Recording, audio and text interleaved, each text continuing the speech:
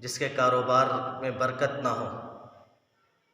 تجارت کر رہا ہے لیکن تجارت میں اسے نفع حاصل نہیں ہو رہا ہے، یا اسی طریقے سے کوئی اس نے کاروبار کیا ہے، اس کاروبار کے اندر اسے ترقیات نہیں مل رہی، یا اسی طور پر اس نے دکان کی ہے، دکان کے اندر گراہکوں کی آمد نہیں ہے، گراہک نہیں آ رہے، تو ایسے شخص کو چاہیے کہ سب سے پہلے وہ گناہوں سے اجتناب کرے، کیونکہ جب گناہ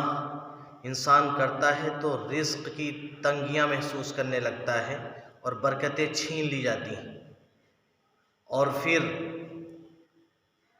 روزانہ صبح کے وقت میں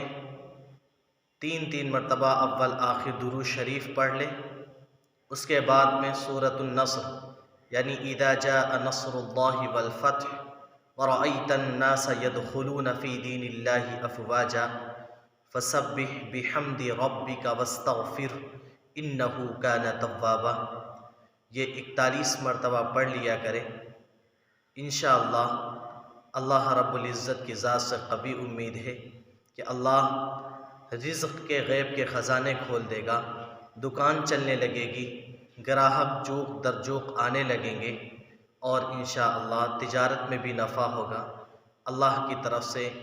برکتیں انڈیل دی جائیں گی، اور اس کے ساتھ ساتھ چلتے پھرتے اٹھتے بیٹھتے ایک لفظ ہے، اللہ رب العزت کا نام ہے یا رزاق، اس کو چلتے پھرتے اٹھتے بیٹھتے اپنی زندگی کا حصہ بنا لیں، شب و روز اس کو پڑھا کریں۔ اللہ رب العزت غیب